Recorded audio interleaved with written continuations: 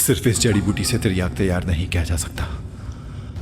खार में नुस्खा कैसे तैयार करोगी?